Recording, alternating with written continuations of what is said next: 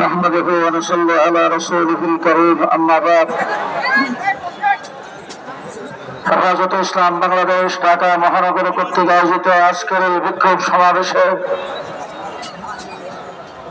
জাতীয়, কেন্দ্রীয়, মহানগর নেতৃবৃন্দ, সমবেত সাথী ও বন্ধুগণ, বক্তব্য রাখার আর আমার পক্ষ থেকে কিছু নাই। বক্তব্য সকলেই রেখেছেন, বিশেষ করে আমাদের যুগ্ম মহাসচিব, ঢাকা মহানগর সেক্রেটারি জাতির উদ্দেশ্যে দিক নির্দেশনামূলক বক্তব্য দিয়েছেন। আমি শুধু একটি কথাই বলতে চাই, আজকের এই সম্মেলন আমাদের একটার গাড়ি, 12টার গাড়ি আরো লম্বা। 2 নম্বর কথা বলতে চাই, 800 বৎসর ভারতবর্ষ মুসলমান শাসন করেছে, হিন্দু এই দেশে ছিল। যদি আমরা হিন্দুদের প্রতি কোনো বিদ্বেষ ভাব থাকতো, 800 বৎসর পরে তুলার রাশি দিয়ে বাড়ি সালাম দিয়ে পাওয়া যেত না। 2 নম্বর কথা বলতে চাই, আমার বাংলাদেশের ফ্যাসিবাদ সরকার পেছনের দরজা দিয়ে যখন বেগে চলে গেছেন, এই দেশে সর্বপ্রথম টার্গেট ছিল হিন্দুদেরকে দিয়ে সংখ্যালঘুদের উপর নির্যাতন হচ্ছে, সেই দিয়ে শহীদ মিনারের সামনে আপনাদেরকে রাস্তায় নামাইছেন, মুক্কা উজুহাত উঠায় সাম্প্রদায়িক সম্প্রীতি বিনষ্ট করার চেষ্টা করেছেন। তখন আজকে মনে থাকার কথা, হিন্দু ভাইদেরকে মনে করে দিতে চাই, আপনাদের উপরে আওয়ামী লীগ, ছাত্রলীগ, যুবলীগের তাই আক্রমণ করে সাম্প্রদায়িক সম্প্রীতি নষ্ট করত। আমরা হেফাজতে ইসলাম মাদ্রাসা আলেম ওলামায়ে কেরাম আমরা আপনাদের পাহারাদারি করেছি। গত কয়েকদিন আগে দুর্গা পূজা গেছে আপনাদের, ভারতে এত শান্তিতে পূজা পালন করতে পারে নাই, আমরা যেভাবে আপনাদেরকে পালন করতে দিয়েছি।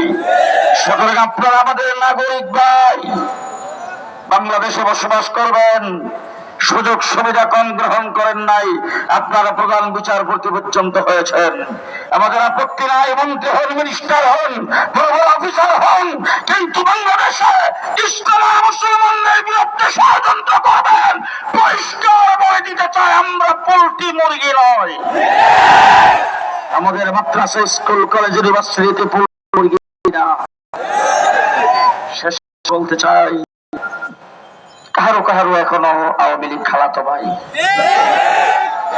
আওয়ামী লীগ দোসরদের বিরুদ্ধে নির্যাতিত হয়েছেন, নিপীড়িত হয়েছেন, গুম হত্যা হয়েছে অনেক। তারপরে এখন আপনাদের কথাবার্তায় বোঝা যাচ্ছে তারা খালাতো ভাই, আপনাদের জন্য মনে একটু দুঃখ। আমার মনে হচ্ছে আপনারা ভারত দূষণ নীতি পালন করছেন, ভারতের সাথে যে সম্পর্ক আপনাদের খারাপ হয়, ক্ষমতায় যাইতে পারবেন না। আমার হক যাই কথা বলেছেন, ভারত দূষণ নীতি পালন করে বাংলাদেশে বাতাস হয়, আগামীতে কাউকে ক্ষমতায় আসতে দেওয়া হবে না।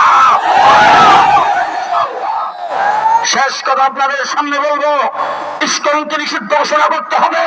পরাজিত শক্তির ষড়যন্ত্র যেদিক থেকে আসে সেদিক থেকে মোকাবেলা করতে হবে।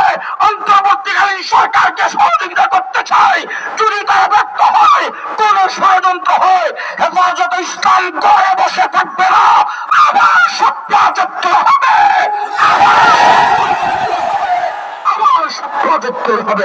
মহাজাতের মাধ্যমে আজকের সমাবেশ এখানেই শেষ হবে। ধন্যবাদ জানাচ্ছি যে যেখান থেকে আগমন করেছেন, কষ্ট করে জমার পরে যারা এসেছেন, ধন্যবাদ জানিয়ে বলতে চাই, হেফাজতে ইসলাম বাংলাদেশের আগামী দিনের যে কোনো কর্মসূচিতে প্রয়োজনে কাপড় বেঁধে 24 ঘন্টার নোটিশে মাঠে নামতে প্রস্তুত আছেন কিনা জানতে চাই। আলহামদুলিল্লাহ রাব্বিল আলামিন, ওয়াসসালাতু ওয়াসসালামু